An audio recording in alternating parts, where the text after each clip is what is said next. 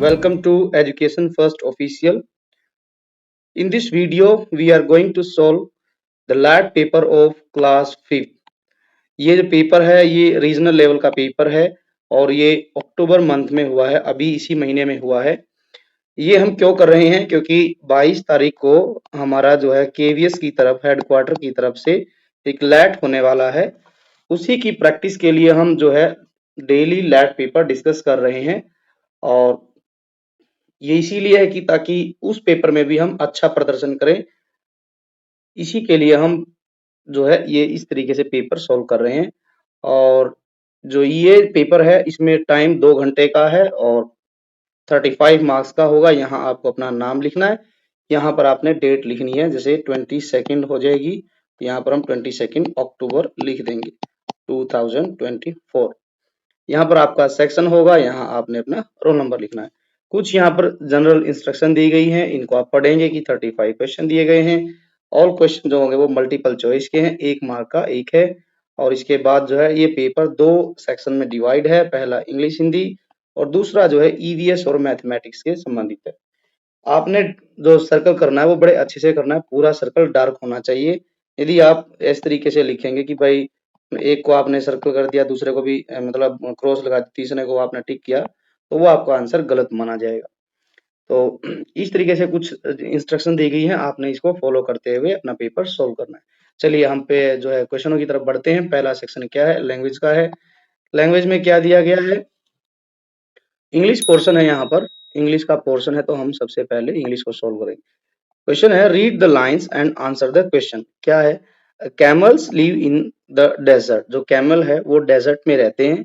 They are herbivores and can even eat desert plants, है ना। और जो कैमल्स होते हैं वे हर्बीवोर्स हैं, वे जो है जो डेजर्ट में प्लांट्स पाए जाते हैं उनको खाते हैं। They can live without food and water for many days. Camel की एक खासियत है कि वो बिना पानी के और बिना भोजन के वो कई दिनों तक भूखा रह सकता है। देयर हम्प्स, हम्प्स जो होता है वो जो इस तरीके से बना होता है, मतलब कि ऊंट के जो पीठ के ऊपर एक हम्प्स मतलब होता है कुबड़, कुबड़ जो बना होता है उसमें क्या करता है वो are full of fat which they use for energy. जो ऊंट होता है जब वो कई दिनों तक भूखा और प्यासा रहता है तो वो अपने जो हम्प्स में से, कुबड़ में से जहां पर फैट स्टोर होता है उसमें से एनर्जी को जो है यूज करता रहता है। तो यहाँ क्वेश्चन क्या दिया गया है? Where is the camel's fat stored. यहाँ पता पूछा गया कि जो कैमल है उसमें फैट जो है कहाँ स्टोर होता है उसकी बॉडी में। यहाँ लिखा है stomach, legs, hump and head. तो यहाँ पर ऑलरेडी आंसर दिया गया है हम्प्स। तो यहाँ पर लिखा है कि their humps are full of fat. तो फैट की बात की गई है, तो इसका उत्तर हो जाएगा सी, फैट। नेक्स्ट क्वेश्चन है question number second. Read the lines and choose the correct answer. Little blue boy come blue come blow your horn, the sheep's in the meadow, the cows in the corn। यहाँ है कि जो little boy है उसके बारे में बताया गया है और जो है वो अपने हॉर्न को ब्लो मतलब बजाना, है ना, हॉर्न बजाते हैं, वो इस तरीके की एक्टिविटी करता हुआ आ रहा है। और जो सीप्स हैं, है ना, भेड़ हैं, जो वे जो है भेड़ जो है कहाँ थे? मेडो। मेडो का मतलब होता है ग्रासलैंड, ग्रासलैंड, ग्रासलैंड में थे। And the cows in the corn. अब क्वेश्चन क्या पूछा गया है? Where is the ship. तो यहाँ पर हम बताएंगे कि सीप कहाँ था। तो यहाँ लिखा ही गया है कि इन द मेडो। तो यहाँ लिखा गया है तो इन द मेडो, तो आंसर हो जाएगा A is the correct answer, in the meadow. Question है next is read the lines and choose the correct answer. Hippo was very sad. जो हीपो था वो बहुत दुखी था। Mother had scolded him. Scolded में का मतलब होता है डांटना। जो मदर थी उसने जो है जो हीपो को डांट दिया। Again because he woke up late and missed school. जो हीपो था वो लेट उठा है और उसका स्कूल मिस हो गया है, इसी वजह से उसकी मम्मी ने उसको डांट दिया। Then he first ate and ate the whole day. And did nothing. और क्या किया उसने, सारा दिन भर वह खाता ही रहा हिपो, और जो है उसने कोई काम नहीं किया। Mother hippo finish her work and then went to Jumbo aunt's and aunt's house to meet her. और जो हिपो की जो मदर थी उसने सारा काम खत्म किया और जम्बो आंटी से मिलने के लिए चली गई। He wanted to make his mother happy. और जो हीपो था वो अपनी माँ को खुश करने के लिए, he wanted to make his mother happy, वो अपनी मम्मी को खुश करना चाहता था। अब क्या है कि क्वेश्चन क्या दिया है, choose the similar meaning of word of sad from the answer given below. यहां से आपने सैड का मीनिंग जो है ढूंढना है। सैड का क्या मीनिंग होगा, मतलब ये सिमिलर वर्ड, सिमिलर मीन्स होता है कि हमने साइनोनियम्स लिखना है सैड का। तो हैप्पी, हैप्पी नहीं होता, चीयरफुल भी नहीं होता, जॉयफुल भी नहीं होता, आंसर हो जाएगा B, unhappy. Question fourth is, read the lines and answer the question. A monkey and a frog were good friends. जो मंकी है और जो फ्रॉग है दोनों दोस्त थे। One morning a hunter, hunter मतलब होता है शिकारी, शिकारी केम टू द फॉरेस्ट, और जो शिकारी है वो जंगल में आया। And caught the monkey in his net, net मतलब जाल, जो शिकारी के पास जाल था उसने क्या किया, अपने जाल में मंकी को पकड़ लिया। द फ्रॉग वाज अनहैप्पी, और फ्रॉग बड़ा उदास हुआ। He went to the pond and brought hundreds of his friend. जो फ्रॉग था वो अपने पॉन्ड के पास गया और वो अपने दोस्तों को, जो सैकड़ों की संख्या में जो दूसरे जो मेंढक थे उनको बुलाया। As soon as they saw the hunter coming, तो जैसे ही उन्होंने जो हंटर को आते हुए देखा, they all jump all over him, और जो है सारे के सारे उसके ऊपर कूद पड़े। The poor hunter ran to save his life, और जैसे ही वो मेंढक और उनके ग्रुप जो था वो जो हंटर था उसके ऊपर कूदे, तो अपनी जान बचाने के लिए हंटर वहां से भाग गया। Question is, how did the frogs scare the hunter. They ran with the net, no, वो नेट लेकर नहीं भागे थे। दे जंप ओवर हिम, यही इसका उत्तर सही है। उन्होंने क्या किया था कि जो हंटर था उसके ऊपर वे जंप कर गए थे सारे के सारे, तो answer will B they jumped over him. Next question is, read, next question is, my grandmother had a lovely garden. मेरी जो ग्रैंड मदर है उसके पास एक बहुत ही प्यारा सा गार्डन है। She lived her far away in the town, और वो कहाँ रहती है, शहर से दूर रहती है। जो टाउन मतलब कस्बा, कस्बे से दूर है। And could not visit the garden every day, और वो उस गार्डन में डेली नहीं जा सकती।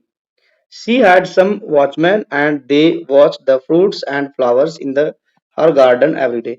अब क्या किया, दादी ने कुछ वहां पर वॉचमैन रख लिए। वॉचमैन का मतलब होता है कि जो पहरेदार होते हैं उनको रख लिया।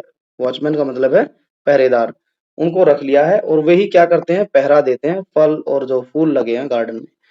Question is, where did grandmother live. तो ये बताना है कि ग्रैंड मदर कहाँ रहती थी। तो answer will be far away in a town, तो in a town will be the correct answer. Next is, choose the correct noun to complete the sentence. Complete करना है सेंटेंस को, हमने एक जो है कलेक्टिव नाउन का सेलेक्ट करना है।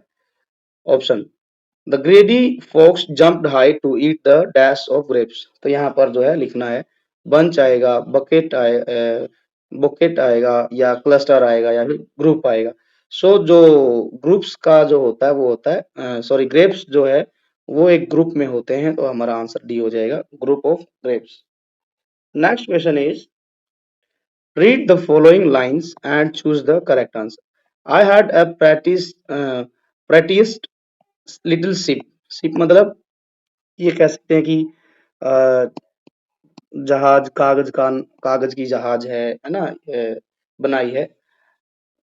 With sails as white as snow, और जो है वो कैसी दिखती है, बिल्कुल बर्फ की तरह से दिखती है। I went down to the river side, और मैं उसको लेकर जो है पानी वाली जहाज, या फिर हम जैसे नाव बनाते हैं उसको भी हम कह सकते हैं। मैं डाउन साइड गया क्या करने, रिवर के पास गया क्या करने, to sail it to and fro, उसको पानी में चलाने के लिए, है ना। जैसे एक नाव हम बना देते हैं यहाँ पर, तो ये हमारी नाव है, इसमें जो हमने छोटा सा डंडी लगा दी है और ये इस तरीके से चलती है। तो यहाँ पर नाव की बात ही कही गई है। ये मेरे पास एक बहुत प्यारी सी नाव है और कैसी है वो, एज व्हाइट एज स्नो, बर्फ की तरह से बिल्कुल सफेद है। I went down to the river side, मैं नदी के किनारे गया नीचे, to sail it to and fro, to sail it मतलब उसको पानी में चलाने के लिए, टू एंड फ्रो का मतलब होता है उसको मतलब आगे पीछे चलाने के लिए लेके गया, है ना। तो find the meaning of to and fro, to and fro का मीनिंग बताना है एज पर द पैसेज। तो answer will be back and forth. Back and forth का मतलब होता है कि उसको हम आगे पीछे लेके जा रहे हैं। जैसे आप लोगों ने भी कभी न कभी जो कागज की नाव बनाकर उसको पानी में चलाया होगा और वो कभी मतलब आगे जाती है नाव पानी के बहाव के साथ, और कभी वो मतलब दूसरी साइड से छोड़ेंगे तो पीछे भी जाएगी। Question 8 is read the sentences, choose the meaningful sentence from the given sentence. यहाँ पर 4 सेंटेंस दिए गए हैं, जो करेक्ट वाला है उसको हमने सेलेक्ट करना है। The moving around earth is the sun, गलत हो गया ये, क्योंकि द मूविंग अराउंड अर्थ नहीं आएगा। यहाँ पर जो करेक्ट सेंटेंस होगा वो होगा the earth, the earth is moving around the sun. तो ये हमारा करेक्ट आंसर हो जाएगा। इसका मतलब है कि ये जो दिया गया है ये डी ऑप्शन है हमारा, the earth is moving around the sun. अब यहाँ पर हिंदी के क्वेश्चन है, क्या दिया गया है, अगले दिन लड़की ने 9 हाथ लंबी रस्सी ली। कितने हाथ लंबी रस्सी ली, 9 हाथ। उसे सिल पर रखा और जला दिया, ठीक है। रस्सी जल गई मगर रस्सी के आकार की राख बच गई। इसे वह सिल समेत लोनपोगार के पास ले गई और उसे पहनने के लिए कहा। ये जो है हमारा कहानी का अंश है, वह राख की रस्सी से संबंधित है। राख की रस्सी में लोनपोगार जो है अपने बेटे को 100 भेड़ लेकर जो है शहर भेजता है। रास्ते में उसको एक लड़की मिलती है जो उसकी सहायता करती है। तो कुछ कहानी इस प्रकार है। लास्ट में जो लड़की थी वो 9 हाथ की रस्सी को जलाकर पत्थर पे रखती है और जब जल जाती है तो वो जो राख बच जाती है वो लोनपोगार के पास लेकर गई और उसको पहनने के लिए कहा। लड़की जो है उस राख की रस्सी को लोनपोगार के पास सिल समेत क्यों लेकर गई थी। उत्तर क्या क्या दिए गए हैं, क्योंकि रस्सी बहुत बड़ी थी, क्योंकि उस राख की रस्सी को हाथ में उठाना संभव नहीं था, क्योंकि वह रस्सी सिर्फ लोनपोगार को उठानी थी, क्योंकि वह रस्सी गले में पहनने के लिए उठानी थी, पहनने के लिए थी, उठाने के लिए नहीं। यहाँ पर डी आंसर भी गलत है, सी भी और ए भी आंसर हो जाएगा, क्योंकि राख की रस्सी को उठाना संभव नहीं होता है। तो यही उत्तर हमारा हो जाएगा, B is the correct answer. Question number 10, गद्यांश में से कौन सा प्रश्न पूछा जा सकता है। सरहुल के दिन विशेष रूप से साल के पेड़ की पूजा होती है। ये जो लाइनें दी गई हैं बच्चों, ये फसलों का त्योहार जो चैप्टर है हमारा दूसरे नंबर का पार्ट 2 उसी में से संबंधित है। वो क्योंकि फसलों से संबंधित है, वहां पर एक पंक्ति आई है, सरहुल के दिन विशेष रूप से साल के पेड़ की पूजा होती है। यही समय है जब पेड़ों पर फूल आने लगते हैं और मौसम बहुत ही खुशनुमा हो जाता है। स्त्री पुरुष दोनों ही ढोल मंजीरे लेकर नाचने गाने लगते हैं। क्वेश्चन क्या क्या दिए गए हैं, कौन सा प्रश्न प्रश्न पूछा जा सकता है। सरहुल किस राज्य का फसलीय त्योहार है। अब देखो यहाँ पर राज्य का जिक्र किसी भी पंक्ति में नहीं है, तो ये क्वेश्चन नहीं पूछा जाएगा। संथाल लोग सरहुल कब मनाते हैं। अब संथाल लोगों के बारे में भी यहाँ पर नहीं लिखा गया कि संथाल थे, भील थे, गोंड थे, मीणा थे, नहीं बताया गया यहाँ पर, तो ये भी नहीं है। सरहुल के दिन कौन से पेड़ की पूजा होती है, ये बिल्कुल एकदम से करेक्ट है, क्योंकि ये तो यहाँ पर पूछा भी गया है कि साल के पेड़ की पूजा होती है सरहुल के दिन। ये ही हमारा उत्तर हो जाएगा। क्वेश्चन नेक्स्ट इज, अगला प्रश्न है, दिए गए वाक्य को भूतकाल में परिवर्तित कीजिए। मोहन एक डॉक्टर बनना चाहता है। चाहता है ये है वर्तमान का सेंटेंस, वाक्य है वर्तमान काल का। हमने किसका बनाना है, भूतकाल का। ये वर्तमान है तो पीछे जाना पड़ेगा हमें। भूतकाल के लिए वाक्य के अंत में ह की जगह पर था लग जाएगा। जिस वाक्य में था दिया गया वही उत्तर हो जाएगा। मोहन एक डॉक्टर बनना चाहता था, तो हमारा ए उत्तर हो जाएगा। आगे प्रश्न 13 दिया गया है, दिए गए वाक्य को पूरा करने के लिए उचित कारक चिन्ह चुनिए। क्या है वाक्य? निशा डैश अपनी किताब मेज डैश रख दी। ने निशा में अपनी किताब मेज ने रख दी, ये तो गलत हो गया। इसके बाद है निशा को अपनी किताब मेज में ने रख दी, गलत हो गया ये भी। निशा ने किताब मेज में रख दी, नो, में नहीं, किताब जो रखी है वो ऊपर रखी है। किसके ऊपर रखी है? वो भी टेबल के ऊपर रखी है यहाँ पर, तो डी उत्तर हो जाएगा। निशा ने अपनी किताब मेज पर रख दी। आगे बढ़ते हैं, प्रश्न नंबर 13। क्या कहता है प्रश्न नंबर 13? किस वाक्य में उचित विराम चिन्ह का प्रयोग हुआ है? विराम चिन्ह कौन से में सही लगा है? साहिल ने पूछा आप कौन हैं, और लास्ट में लिखा है जो है पूर्ण विराम। जहां पर बच्चों प्रश्न पूछा जा रहा है कौन, क्या, कैसे, कब, वहां पूर्ण विराम की बजाय प्रश्नवाचक चिन्ह आता है। अरे यह तो लाल है, अरे हे के बाद में विस्मय बोधक चिन्ह आता है, इसलिए ये भी गलत हो गया है। वाह तुमने तो कमाल कर दिया, this is the correct answer, यही हमारा करेक्ट आंसर हो जाएगा। वाह तुमने तो कमाल कर दिया। आगे बढ़ते हैं, 14वां प्रश्न क्या कहता है? यहाँ फल शब्द के दो अर्थ दिए गए। फल, फल शब्द का अर्थ होता है परिणाम, दूसरे का अर्थ होता है पेड़ का फल, अर्थात खाने वाला फल भी होता है। बिल्कुल सही बात है। फल के दो उत्तर होते हैं, एक परिणाम, ये बच्चों जो है होमोफोन्स है। एक होता है खाने वाला फल, खाने वाला फल। अब यहाँ पर एक वाक्य दिया गया, दिए गए वाक्यों में से कौन से वाक्य में फल का अर्थ परिणाम या नतीजा है? यहाँ पर पहला ऑप्शन दिया गया है, क्या दिन में कम से कम एक फल खाने की कोशिश कीजिए। नहीं, फल ये खाने वाला फल हो गया, हमने तो नतीजे पर पहुंचना है। टोकरी में कौन कौन से फल है, यहाँ फिर खाने वाले फल की बात हो गई। मेहनत का फल जरूर मिलता है, ये हमारा उत्तर सही होगा, क्योंकि यहाँ पर मेहनत का फल मतलब मेहनत का जो करने का नतीजा या फिर परिणाम, ये पूछा गया था और यही हमारा उत्तर हो जाएगा। आज हम बच्चों सिर्फ 15 क्वेश्चन करेंगे हिंदी और इंग्लिश के। इसके बाद जो दूसरा पार्ट आएगा उसमें हम मैथ और ईवीएस के प्रश्नों को सॉल्व करेंगे। तो आज हम इतने ही क्वेश्चन के साथ इस वीडियो को समाप्त करेंगे। ये आज की वीडियो का 15वां क्वेश्चन है। बच्चों यदि आपको ये वीडियो पसंद आई है तो आप वीडियो को लाइक करें, चैनल को जरूर सब्सक्राइब करें और ज्यादा से ज्यादा अपने दोस्तों के साथ भी शेयर करें, ताकि कल जो पेपर होगा आप उस पेपर के लिए एकदम से अच्छे से तैयारी करें। 15 नंबर तो एकदम करेक्ट होने चाहिए। आज इस अंतिम प्रश्न को देख लेते हैं। वाक्य में से कौन सा वाक्य संज्ञा व सर्वनाम की दृष्टि से एकदम सही है? हमने यहाँ पर संज्ञा व सर्वनाम के हिसाब से करेक्ट जो आंसर है वो चुनना है। ईला गाने में तो बच्चों का साथ देती, पर उनके साथ पेंगे नहीं ले पाती थी, बस यही सही है। यहाँ पर जो है बच्चों, बच्चों मतलब बहुवचन है, बहुवचन के हिसाब से ही यहाँ पर सर्वनाम का प्रयोग हुआ है उनके। बाकी उत्तर देख लेते हैं। एक छोटा लड़का था, वह नाम दीपू था, वह नाम दीपू नहीं, इसीलिए गलत हो गया। यदि यहाँ पर लिखा जाता उसका नाम दीपू है तब ये सही होता। आगे क्या दिया गया? बंदर ने खरगोश से पूछा तुमने सदा तेज क्यों दौड़ते हो, ये भी गलत हो गया।